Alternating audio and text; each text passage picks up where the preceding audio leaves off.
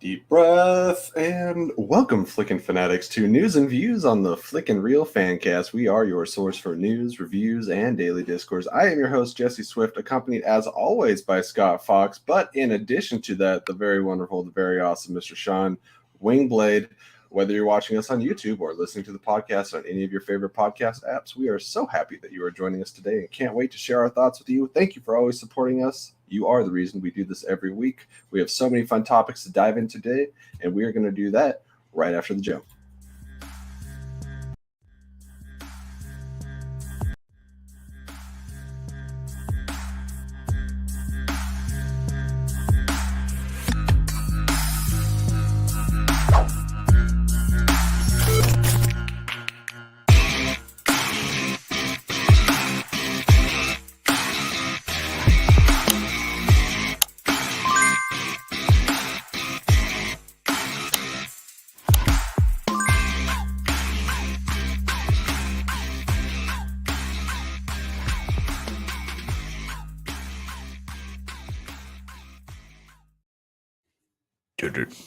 You hit the right one and then you hit the wrong one. So I fixed it. I second guessed myself because I'm like, oh, that one's lower listed. It looks like probably newer, but I moved it up and I thought I was helping. You know, you never know with me. Whatever you think you're doing to help, my stupidity will overcome. No. In case anyone hasn't noticed, production meetings that's live. My hair looks wet, and you'd think, Jesse, did you just shower? I did. But then the second I got out of the shower, I just started sweating profusely because it's just so damn muggy in here. I just advertised that this is a family show, and here I am cussing up a storm. But hey, everyone, welcome to News and Views, your Saturday morning show for all the news of the week and all that good stuff. And views. Yeah. We talk about the news of the week and our views of the news of the week. It doesn't roll off the tongue quite as fun as the Kenobi Shobi, but that's okay. Before we get going, we just want to remind those of you watching, whether live or on replay, please take a moment to subscribe to the channel here and also over on Twitch. We'd love to get more subscribers and followers over on Twitch. That's some cool stuff. Occasionally, we post up some gaming things on there as well. Maybe I'll get on Evil Dead again soon, or Stuff, or whatever. I should make a graphic for Twitch. I really need to make like a thing for when you bring it up. Yeah, should we have called it Twitchblade instead of like a Switchblade? Like Twitch, I don't know. Anyways, all right. Please thumbs up the video. You are our greatest weapon against the brutal YouTube algorithm. We are encroaching upon like a shrimp, I guess, upon 300 subs, and that would be really awesome to get to. So help us do that. Share the video. Do that stuff. Cool. Awesome. Speakeasies should be back next week. We're looking forward to doing that. It's just been content overload, in the words of Bo Burnham. Look, I made you some content. Yeah. So, guys, we have lots of great stuff to talk about today. As you saw up top on the thumbnail here, the first thing off the top is that Jon Snow is getting a spinoff show, The Jon Snow Show. Hopefully that's what it's actually called. And news has come out that George Would that be more like a variety show? The Jon Snow Show? Like, are we talking like late night where he'd sit there and have guests on and interview them about their life in... Oh, man. I would love like a House of Dragon after show hosted by Kit Harington playing Jon Snow. The Jon Snow Show. Like he just doesn't there we go. Yeah. So that's cool. We're getting two different properties now coming off of. It was almost one is a prequel. One's will be, I'm assuming, a sequel follow up, which is good. Well, yeah, because if we do a prequel to Game of Thrones, he is an adolescent. Yeah. That would be difficult. Not much is known on the show, but it did. Emilia Clarke did reveal that she has known about it, and then George R.R. Martin gave us the title, I believe, which is just Snow. So which won't confuse anybody, I'm sure, because it's not vague at all. 100%. Anyways, he's going to be involved, much like he is with House of Dragon, I think, helping with some of the writing, doing some of the direction of the story.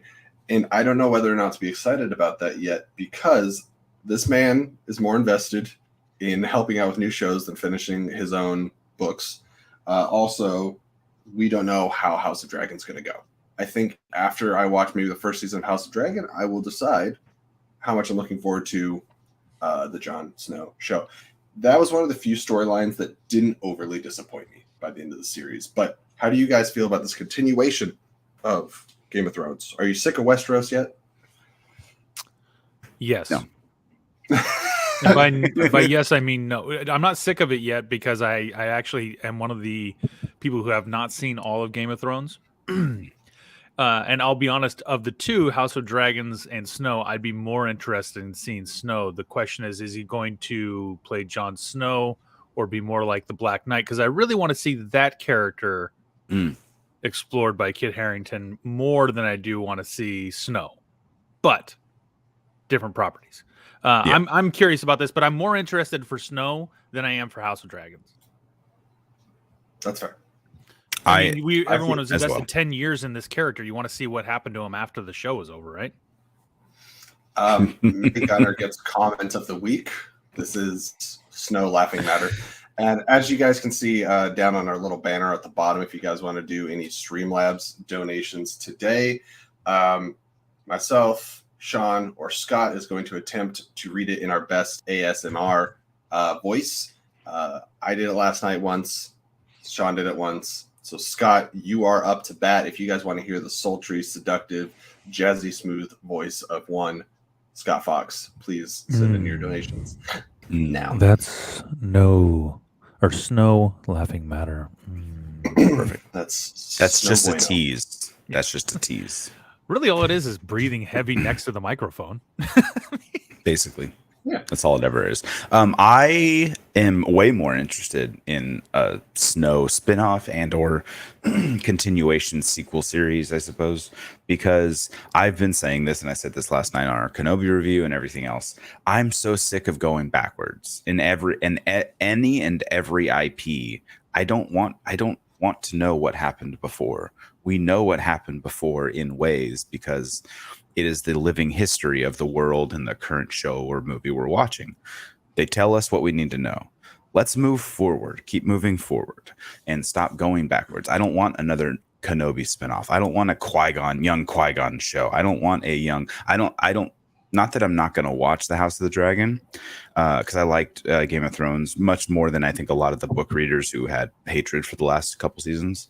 And I never read the books. I wasn't that invested in the adaptation part of it. I want to know what happens next, move forward in the timeline. So I'm much more invested. And Kit Harington was probably the best part of the show, and his character.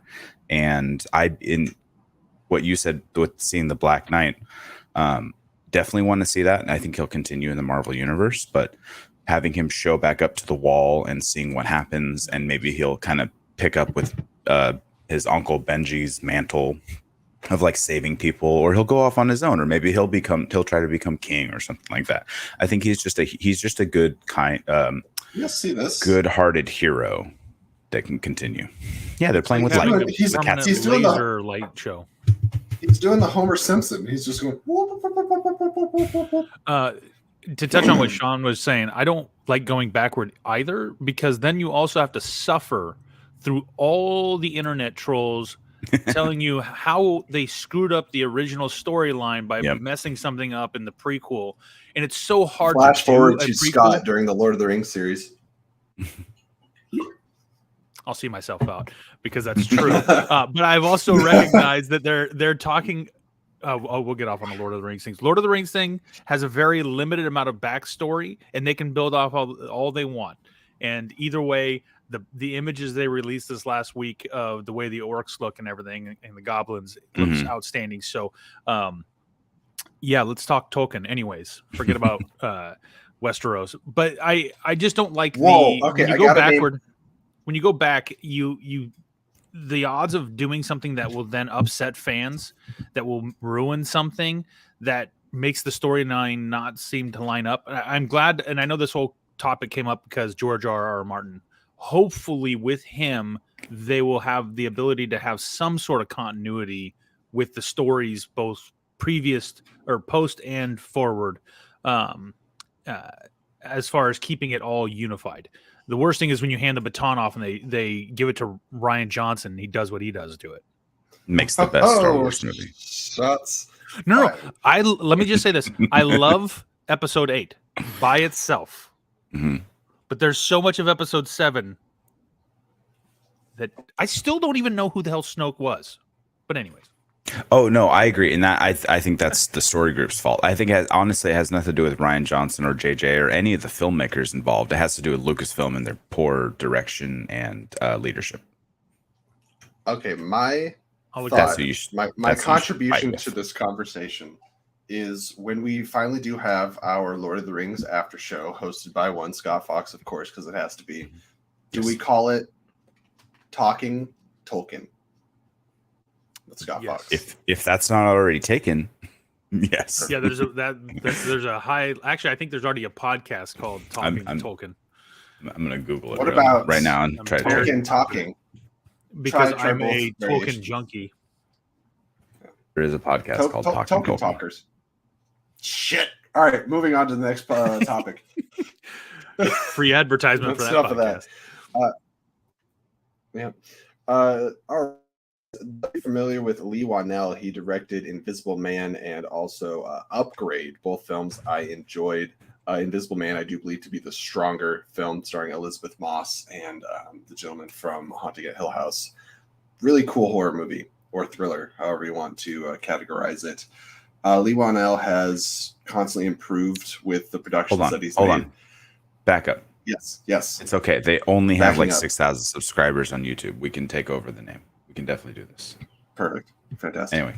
They don't have a trademark. And it's just a segment. We're not naming our whole podcast after it. Yeah, exactly. So, I'm sure many of us are huge fans of the Green Hornet movies starring Seth Rogen. Probably not. That's right. But they are rebooting Green Hornet, and it's going to be called Green Hornet and Kato. And it will be directed by Lee Whannell. Have you guys seen any Lee Whannell films? Did you enjoy it? Do you think this is an interesting choice? Personally, I like how he handles action and tense natures. And typically his movies are light on humor, but when they have it, it's situational and tends to hit better. I'll start with the person that can talk at the moment. Sean, how do you feel about this? I have not seen any of his directed movies. I have seen Saw, where he played the other guy in the room, where Cary Elwes had to saw his leg off. But is that what it says in IMDb? The other guy in the room. The other guy in the room. Elwes. Yeah, the other kid in the room.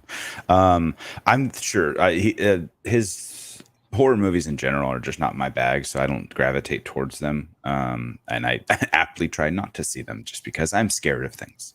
And so, I really recommend Invisible Man a lot. I've heard that, and it's more of a thriller than horror, I guess. Suspense. Suspense. Suspense paranoia kind of film. Yeah, I just haven't gone to watch it yet, and it passed me by at the moment, and what I've been doing the last year. So I'm not against it if he's a good quality filmmaker, as the reviews for Invisible Man proved him to be, and everyone loved that movie. Sure, go for it. And people hop genres all the time. I mean, didn't George Miller direct Happy Feet and Mad Max? Sure. You can have a director with a wide swath of talent and interests. And so if Lee Whannell wants to jump into a superhero genre, all for it. Plus he's he's under the tutelage of James Wan, because they've worked together on so many films, and I think he was one of his head, B crew directors or writers and producers. With they work together a lot, and obviously James Wan with Aquaman and the whole DC universe. So absolutely, go for it, do it. Awesome, fantastic. Before we move on to Scott, really quick, I just want to point out, Invisible Man cost $7 million to make, and it made $143 million worldwide. For a lot of movies, 143 is not a lot, but when you think that at worst, the cost of this movie might have been around 20 when all is said and done, for it to make 143 is profit. Oh yeah. Scott, my only hope is that they don't give him a huge budget that then sometimes you do better work limited by a budget, and you have to be really smart with how you film a movie. And so hopefully the bigger budget and the expectation of action sequences, all the superhero stuff, doesn't somehow bury him in that, because you can get lost in all that stuff and the special effects and everything. So as long as he stays kind of grounded in his approach to the characters, but I'll be honest, when you sent the link and I was like, they're making another one of these, God, like, okay, sure, why not? I mean, there's been a million movies that I didn't want remade that they remade, and without caring about my opinion, and so they'll continue to do it. But sometimes let a property lie. Like, it wasn't hugely received with Seth Rogen, but that's still an entertaining movie to watch. Action sequence and everything, you can put it in. It's not a wasted hour and a half or 2 hours. There's value in it. They did a good job in that one with the humor of, really highlighting how much the Green Hornet is kind of an idiot, and Kato is really the hero. And so hopefully they'll kind of take that same. So path. It's like Ant-Man and the Wasp. Ant-Man's an idiot, and the Wasp does all the work. Yeah, but Ant-Man is brave, essentially. Yeah, and willing to put himself in really dumb positions for the right reasons. But why not? I'm not shocked by anything. I do like the selection for director.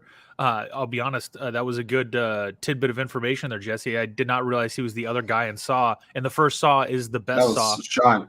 Sean takes all that. Sorry, that was me. I take all the credit. Sorry, Sean. But he literally, I remember seeing that when the guy got up out of the middle of the room and walked out at the end of that movie. I literally thought, I'll never trust anything ever again as far as what I'm seeing in a movie, because that movie was so good at it. But The Invisible Man, that's bankability. To take a $7 million budget and crank out $150 million movie is incredible. And you're right, about $20 million in total cost for advertising and everything else, and for it to pull in that much money worldwide, that's huge, absolutely huge. That's really the problem will be if they Blumhouse has been specializing with.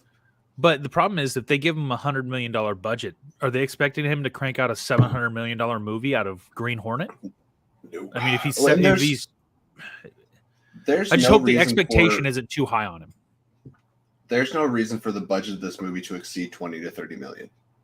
Correct. Like maybe a higher budget than he's had previously, but nothing about Green Hornet screams high budget to me. And another thing I was looking up. I wanted to see if Upgrade made money. Barely. I did see Upgrade in theaters. I enjoyed it a lot. It only cost $3 million to make. He did Upgrade as well? He did Upgrade as well with knockoff Tom Hardy. Yeah. Why can't I think of that gentleman's name? Anyways. Logan Marshall Green. Thank you, sir. That's right.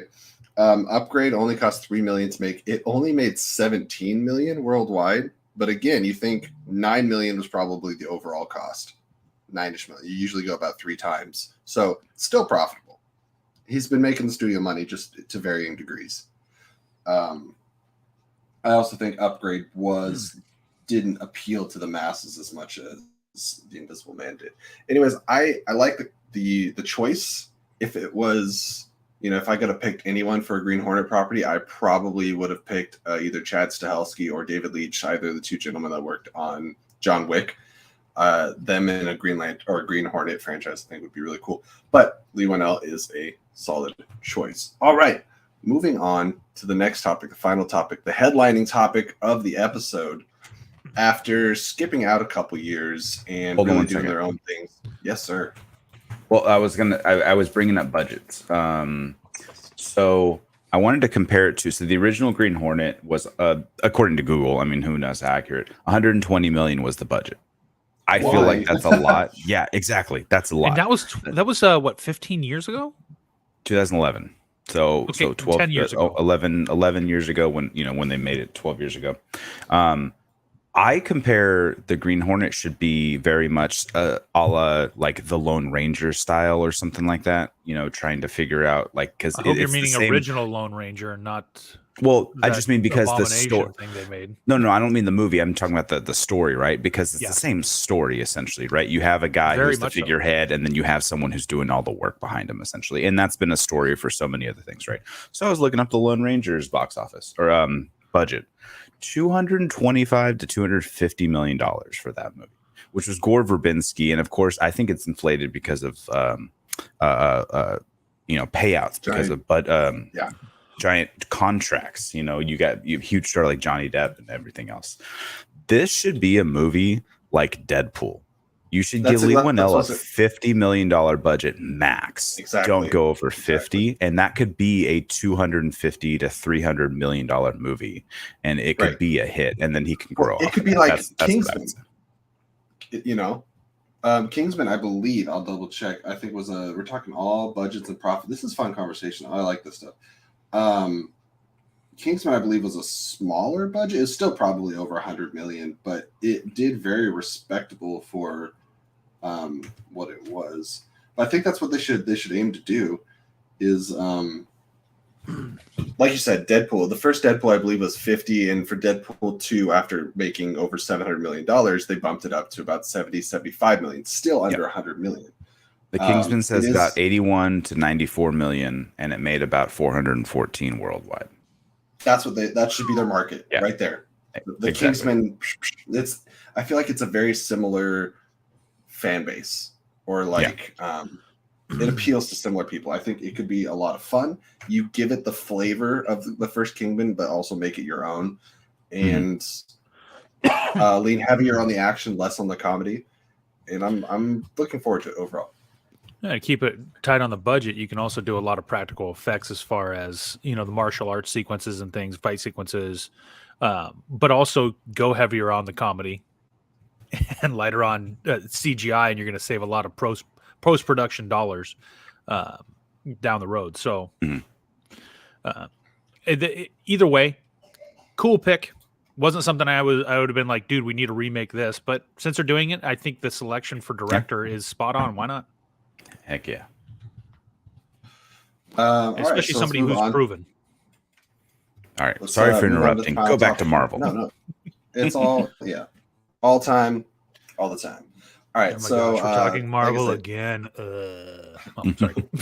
Could be worse. We could be talking about DC. Ouch. All right. So Marvel and Disney have skipped out, understandably, on San Diego Comic-Con, the biggest comic convention of the entire year. Because they have D23, Star Wars Celebration. They have all these things that they do to self-promote themselves. They haven't felt the need to go to Comic-Con. And honestly, they've been very missed. We all remember, what I used for the graphic and the thumbnail is Loki at Hall H to promote Thor: The Dark World when Tom Hiddleston came. That was one of the biggest moments of Comic-Con in the last several years.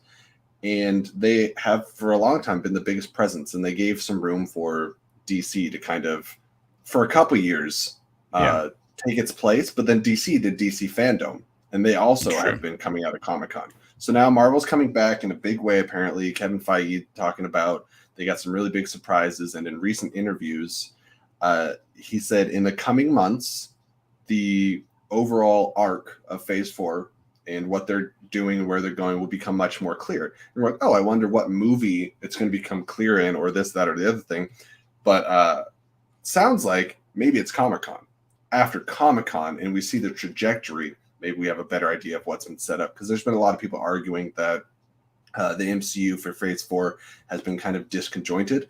And I'm like, hey, read a comic. They don't always have to line up. Not everything's a sequel to each other. But that's besides the point.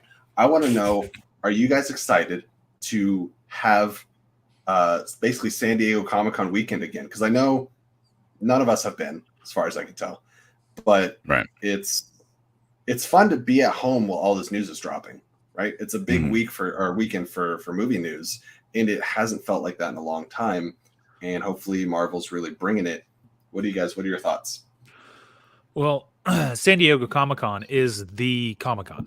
Right. We have Emerald City Comic-Con up here in Seattle, and it pales in comparison. Nobody does major announcements. It's just to see your favorite interviewees, do panels, things like that. Announcements and major promotion happens at San Diego Comic-Con. It is the premier event. So for Marvel to be coming back, one, it means that event's going to be better. They're going to get better attendance, better attractions. It's going to have more publicity to it. So great for San Diego. Their event's going to actually be better this year because Marvel's back. But from Marvel, there's also been teased that they're going to start to announce or paint the picture of maybe who the next big baddie is, right? Who the next thing, the next Thanos. Who's the supervillain that's waiting behind all these different properties that are trying to be pulled together? And rumor is that stuff's going to start to come to fruition or come out, and we're going to start seeing that, and they're going to lay the groundwork for Phase 5 and where we're going to be going. So great. Let's do that. I'm excited for it. But then again, they always surprise. When they do things like this, they always surprise with something that none of us were expecting. None of us were looking for. You think about, probably about a year and a half ago when they announced Miss Marvel and then the Marvels. It was like, oh, okay. Yeah. Like nobody had that on the horizon as something that was and that was Disney Investors Day where they announced all that stuff. Yeah. That wasn't even Comic-Con. It's been a while since we've had any Comic-Con announcements from Marvel. This will be, if they really bring it, this will be the most packed Marvel showcase they've ever had, because all things that happen after Comic-Con. I don't know what Comic-Con weekend is. Is it July? Sometime? Maybe first week of August, second week of August. If so, we got She-Hulk, Wakanda Forever, the Marvels. Wakanda Forever, I believe, is nearing completion on production. The Marvels, July 21st through the 24th. All right, there we go. Big question is, how the many Marvels are we going to get? That's what I'm talking about. There's so many things or various teasers and stuff. The Marvels shooting, or at least Brie Larson finished shooting back in February. So that that movie's been sitting. And then we have Secret Invasion has been filming for a while. Got set photos months ago. What other projects? There's so many things in development that they could show us and then still announce things. By that point, I believe Blade will have started shooting. And we got our first Guardians of the Galaxy teaser. Yeah. Hopefully. I think it's like the first week of July. I think that's what I remember that. Guardians of the Galaxy first teaser was after 2 weeks of shooting. Now, I don't know if we can expect that from Blade, but if we could just see Blade drop down in a trench coat, kick somebody in the face, 10 seconds, that would be enough for me. Like, let me see that. I just want to see Mahershala Ali done up, and I know he's been working hard at the gym. The great thing will be also Thor will have been released, and so we'll have whatever the post-credits teasers are could be pointing to what's coming next, which means that at Comic-Con we could see something building off of that teaser, because Thor's going to be already have been released for I think 2 weeks. Yep. If it's the 21st, so it's going to be 13 days released.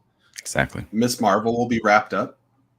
Yep. And I'm trying to think of all there's and Brie Larson wrapping up in February doesn't mean much. She dies in the first 5 minutes of that next movie. Yeah, exactly. Okay. It's a Miss Marvel and a Photon movie, actually. It's actually passing the baton. It's been a nice show. It's been a nice show. Like when we saw the Green Lantern movie, we all thought we were going to see an Abin Sur movie, right? And then he just cuts it in the first 5 minutes. Oh my gosh, yeah. That's what we were expecting. I actually like the idea. Exactly. Yeah, one of the greatest lanterns of all time. Perfect. Cut out. I actually like the idea of them all having their own separate cons, because they are such a big Marvel Studios paired with Disney. They have the weight and the cachet to do their own con, which is what D23 is. And then when they split apart, the Disney Investors Day was so huge when it happened. The Disney Investors Day is not a press conference for them to drop news. It is them allowing their investors to have this info so they can invest properly, the media has created this whole storm of news dropping around it. Because where was the Disney Investors Day more than 3 years ago? No one, there was never any news that came from the investors call. Who cares about the investors call? But all of a sudden now the media has an inside person. Now they have to invest, they have to release all this information so that people know what they're investing in. That's what the whole call is for. It has become a media storm because that's what everything nowadays, everything is clicks on the internet. So they have to, do what they can. It's great for every news story. But I think that Disney in general, with Marvel Studios, with Star Wars, with all their properties, they can do a D23. So can Warner Brothers in the sense of, because they have, Harry Potter, they have all the DC stuff, they have everything else they have. Comic-Con can be for everything else. And I kind of like when they do separate so that we do get separate, drops throughout the year.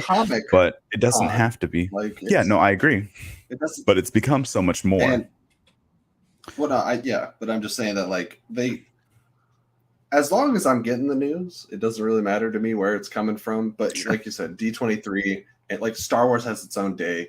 I think people have talked about, especially after watching Miss Marvel, they wish that there was a Avengers Con, which was like Marvel Day. And I was like, D23 could fill in the gaps, maybe announce stuff, maybe for announcements, it's D23. But I like how we get so many trailers and things to look at Star Wars Celebration, except for we didn't get that much because most of it was just exclusive to the event. I hate that. Right. Put it online, send it to the internet. But Marvel's definitely big enough to have its own day. And Disney could still have its own day without Marvel and Star Wars. There's so much Disney property, Pixar and all that stuff. They don't need Marvel and Star Wars on Disney Day. But Marvel Marvel has so many properties coming out too that they actually have announcements to fill up both events. So that's the thing true. Is that I just think we shouldn't over expect whatever Marvel Studios proper is going to present, because you could also still have Sony events announce the next Venom 3 tied in with Spider-Man 3 featuring Andrew Garfield or something, and bring back and they also have Kraven, they also have Morbi 2, Morbin Time, or whatever they're going to call the sequel. I don't think it's going to get I think it's the Mighty Morbius is getting another go. Vampire Rangers. I think Morbius actually could work. And look, I'll die on this hill because I'll keep saying it. Jared Leto was the best part of that movie. It was a crappy movie all around him, but he actually wasn't bad. I would actually like to see him in that character as an ensemble, maybe in another movie. Just take the director. That whole thing was a mess. But anyway, that's beside that. Has nothing to do with Marvel Studios.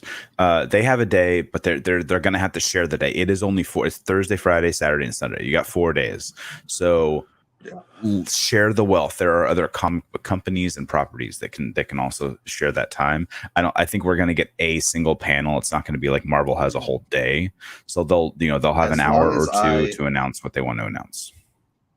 As long as I get my second trailer for Sandman at some point during Comic-Con, a second full trailer, I'll be good. That's all I really care about. It has nothing to do with Marvel Studios. It has to do with San Diego Comic-Con, which is half of the conversation.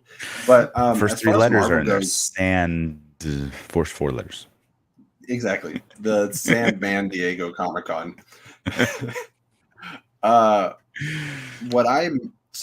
Copyright. I have 2 questions. I have 2 questions for both of you guys. The first question is, what are you most curious to either hear about or see something from? And what are you most excited for? Because those might be different. Because for me, most curious is Wakanda Forever, because there's so many question marks. And it's been kind of plagued by production hell. And so I'm really curious if we see something from it. Because I believe it's our next MCU film after Thor: Love and Thunder, I think. So it's going to be time to get our first tease from there. And then most excited, actually, I don't know what my most excited is. But Scott? I would say I'm most excited and most curious probably actually for Guardians 3. I mean, Thor's going to be out of the way, which means we're opening it up for Guardians 3, which they're confirmed, last I checked, to be in Thor: Love and Thunder, per the trailer, and so per every piece of marketing material. I was like, have you seen the trailer? I'm just joking. So I love the first two Guardians movies, and the fact that they were able to get James Gunn back to rehelm this, and but there's a lot of rumor that this will be the final thing for the Guardians crew, possibly. And so, if that's the case, well, how's that going to play out? What's that going to look like? And so I'd say Guardians is where I'm most excited, and if they can drop a trailer for that, I would be happy. I'm cautiously optimistic about Black Panther, Wakanda Forever, because with the dropping of Chadwick Boseman, the fact that he passed away. Sorry, let me correct that. And now they're having to try and piece that together, and the fact that it has been plagued by production hell and it's struggled and struggled and struggled. I'm worried that it's gonna do well because people want to see how they're gonna carry it forward, but I'm afraid that it might be a letdown, and so I'm nervous about that movie. And whereas some of the other properties, I think they're almost in the bag. Like this is going to be a slam dunk. How they transition the Black Panther character and moving the title and the role of Black Panther over and the leadership. I'm curious to see how they're going to handle that. And because of all of the issues it's had, I'm just worried that that's going to end up being a letdown once it hits theater. Like it'll be a opening weekend boom with a massive drop.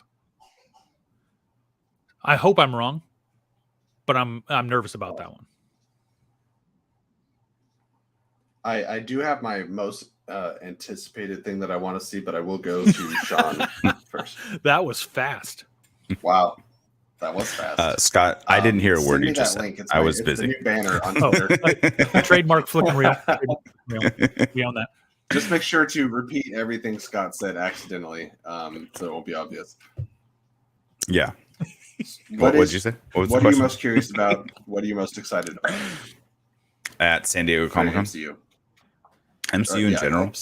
I guess Wakanda Forever, just to have some answers about kind of where the story is going, but I kind of also like the idea of finding out in real time.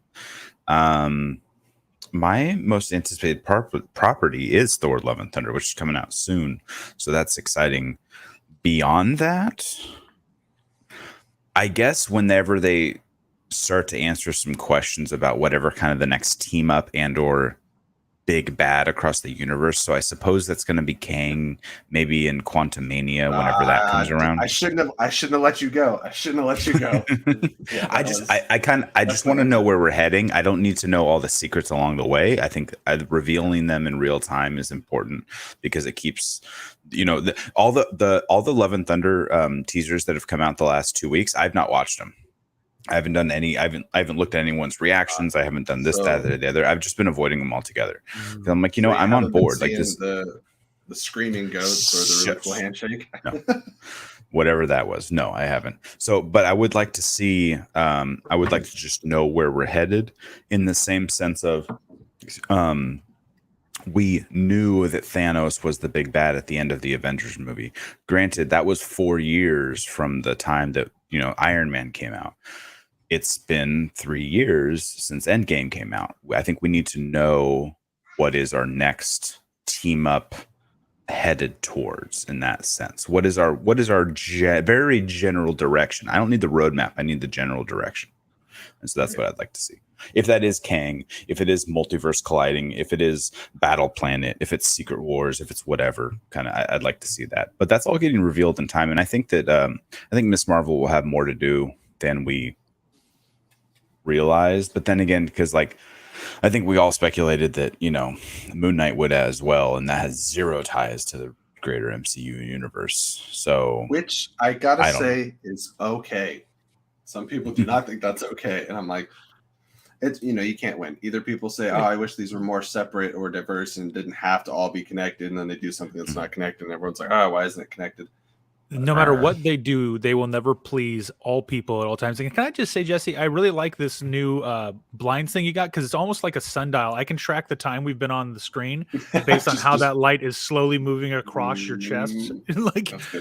Oh yeah, no, I had it marked, and we're about 40 minutes in when it hits your cheek, so we're perfect. Just don't move your chair. Okay. What if I drop it a little bit? Skirt, skirt, skirt, skirt. All right. Now this is as a Hobbit and Lord of the Rings fan. Scott will tell you that this is called a forced perspective, and I am now playing the role of. It's called Thor movie magic. Mm-hmm. Yeah, exactly. Okay. Well, after that, let us know in the comments, guys. After the video or during. What you are most looking forward to, what you're most curious about, what do you want at San Diego Comic-Con now that the MCU hath returned. And let's wrap up the show with our weekly recommendations, whether that be movies, TV, audibles, books, things that we are ingesting. There's so much content out in the world. I just want to help get a little bit of focus on it and spotlight some things.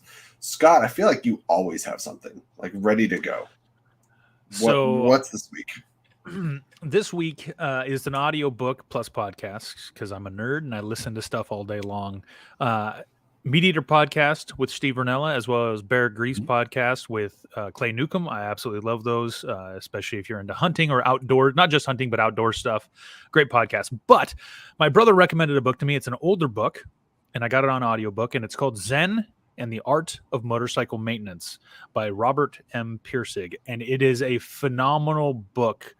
And one of the key topics in it is this idea of quality and what quality is and how that can be subjective to the individual and this pursuit of an answer and what it looks like through his life. Incredibly profound book, and certainly one to cause you to think about things from a different perspective. So Zen and the Art of Motorcycle Maintenance, very worth the listen. But 15 hours long audiobook, so be prepped for that. Awesome. Okay. Sean, what have you been digesting? I was digesting everything that dropped this week and the last few weeks. I was waiting for your sentence to say, I was digesting boys. The boys. I wasn't going to say that out loud. But yes, no. So, I mean, this week we obviously had the Kenobi finale, which, check out the rest of our channel. If you're watching this on the replay, go back, like those videos. We also had the Miss Marvel episode 3, so go back and check that out as well. And I think we'll talk about it next week, maybe on Speakeasy, because we'll have many less reviews to do. I watched all of the Umbrella Academy between Wednesday and Thursday, season 3. It was a lot of fun. Not all perfect, but it was a lot of fun. And I'm catching up now on The Boys. I'm almost done with episode 4, and I think there's 6 out currently, and there's probably going to be 7 or 8 for the season. So that's going to be wrapping up in the next week or 2 as well. And that's pretty much what I've been watching. Nice. Yeah. Other than my son and I, we watched Cruella last night, and that's a delightful movie. Still good. Oh, I let my kids watch Bambi last night. We went really old. So good. I forgot how good that movie was. Just want to make them cry. Yes. Cruel. That's how they grow. That's how they learn, is processing emotions. Yeah, true. One of the things, speaking of podcasts I listened to this week was the latest episode of You've Never Seen It, Alison Salamoni, where she talked about Citizen Kane with one William Bibiani, the Beast, one of the critics and writers for The Wrap. So check that out if you are a fan of Citizen Kane, or if you don't know anything about it. Like, I didn't really, other than it's just in the upper echelon of films. So it was very educational, and now I'm actually 3 times as more likely to go see it. We have episodes on Tremors, Blade Runner, and Sorry to Bother You. I'm never quite get that title right. But anyways, check that out. That's great content. As far as things that I have been consuming, kind of like Mr. Wingblade here, I've only watched 1 episode of Umbrella Academy. It's good so far. And I am up to date on The Boys. It's wild. The Boys is a crazy, insane thing. And then in my downtime, I'm continuing to read through The Sandman, because all day, every day, I'm ingesting some kind of Sandman content. Scott, one of these days, you will inform me that you have listened to the Audible, and I will be happier because of it. My wife has Amazon Prime, and so we got a discounted attachment for Audible because it's through Amazon. Mm-hmm. And so I will be when I do my road trip, I intend to download Sandman and give it a go while I'm behind the wheel for 6 hours a day for many days. Road trip. Is your road trip by yourself? No, it's with the family. But while I'm driving, I don't listen to anybody or talk to anybody. I tune out and just listen. You could that's what headphones are for. That's what I'm saying. Like, are you listening to Sandman with headphones, or is the family totally. also Yeah, no. Okay. No, I have headphones on. Yeah, I will just say Sandman is not family friendly in the slightest bit. Probably not. When Dune came out, I signed up for Audible so I could go back and listen to the Dune book after the movie came out, and that was the only thing I've listened to on Audible. But I also forgot to cancel it. So the other day we have those little Echo Home things. I don't want to say it out loud; she'll hear me.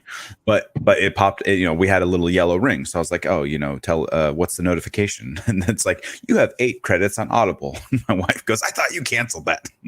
Oops. Sorry. Nope. Totally forgot. I got 3, so I need to do something with it. Yeah. I usually only pay use for those credits, and then you can cancel it. Yeah, it's kind of like a couple weeks ago I finally canceled CBS Paramount app. I canceled the Peacock streaming app, and I was like, I'm saving myself like $12 a month by canceling both these. And then my wife's like, "Well, are you going to get rid of HBO Max?" And I was like, I'm not sure I can do that yet, especially because then I found out they expanded their catalog so huge. They now have the classics, the TCM, the Turner Classic Movies. Oh yeah, holy mackerel! There's so much good quality stuff on that, and so I could get lost watching just HBO Max for endless number of hours. As far as quality goes, HBO is number 1 for me. I think Apple TV is really good.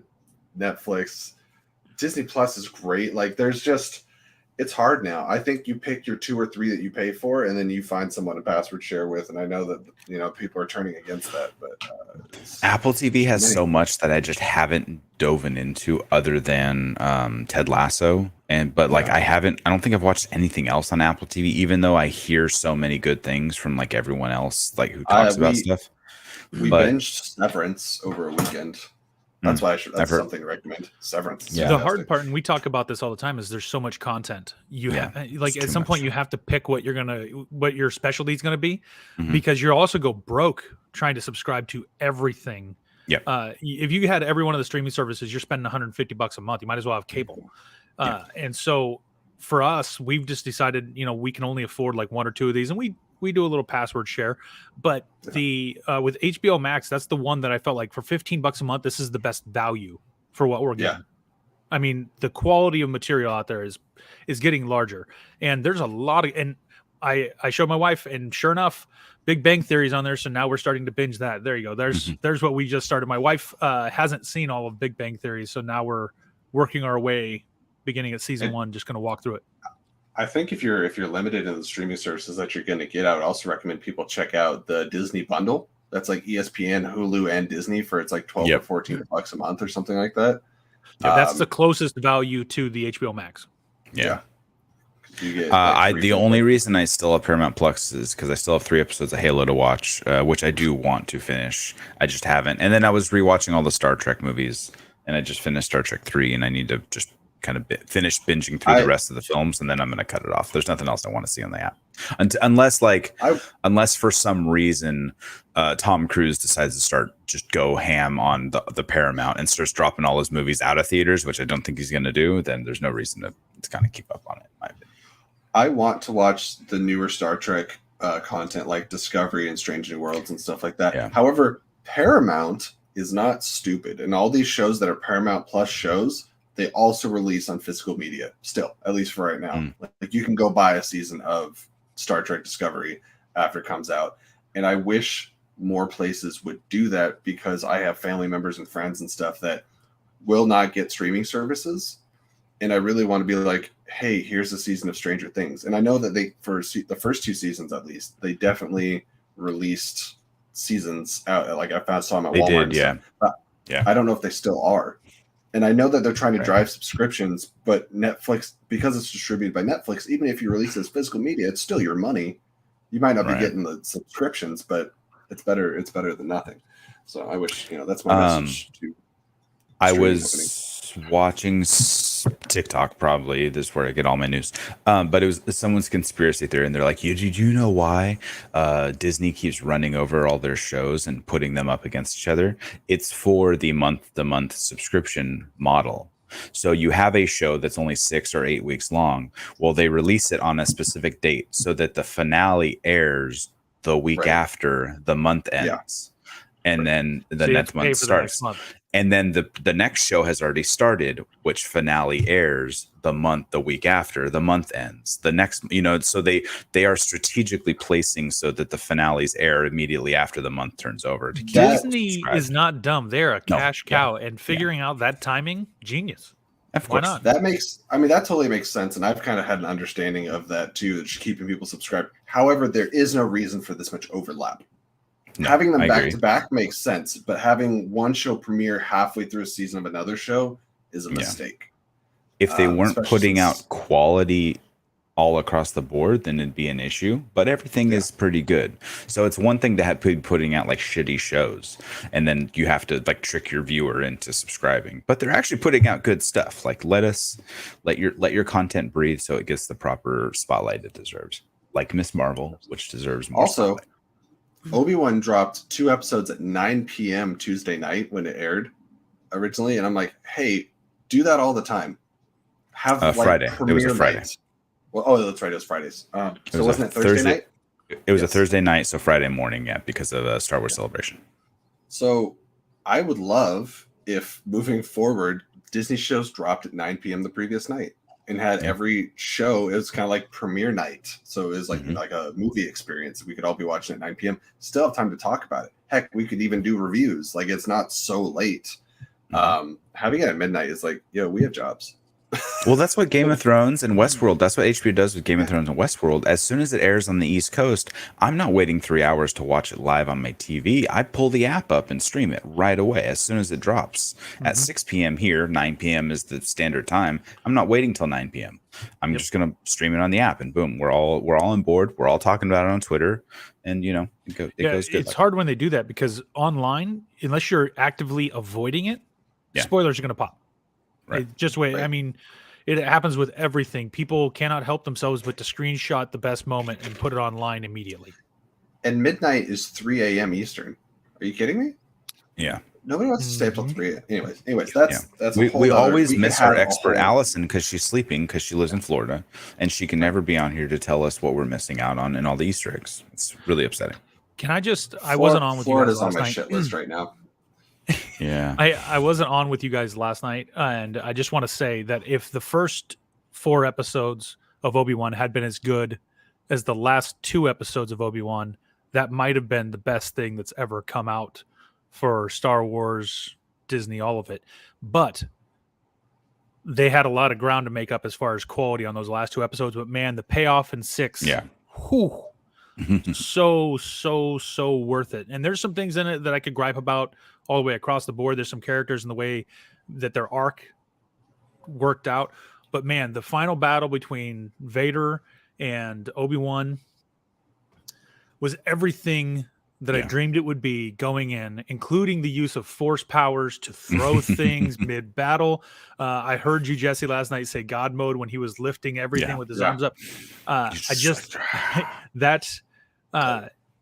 If there is something to go and you haven't seen it yet this week that we had our recommendations, go back and watch. Make sure you see episodes 5 and 6 of Obi-Wan. Whew, amazing. They really brought it home at the end. Was it perfect? No. Not by a long shot. Was it good and entertaining? Absolutely. And was it the fan service for the Vader Obi-Wan relationship? 100%. Yeah. All right. I just had to say that because I didn't get to do it live online last night.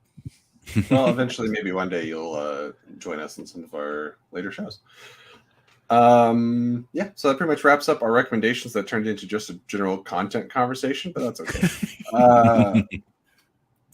So with that, guys, we're going to wrap up the show. Thank you for joining us again on News and Views, Sean, thank you for being our third amigo here. You are our Martin Short to our Chevy Chase and Steve Martin. It's a great movie. Three Amigos. Okay. All right. So I hope you guys have a great rest of your weekend.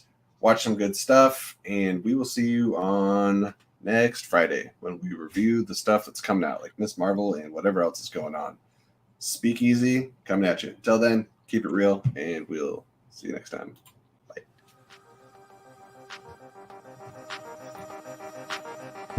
Did I?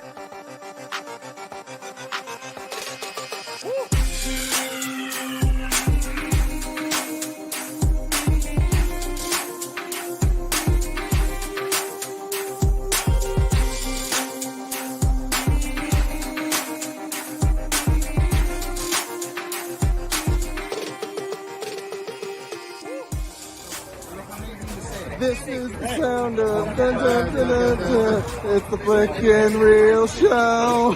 But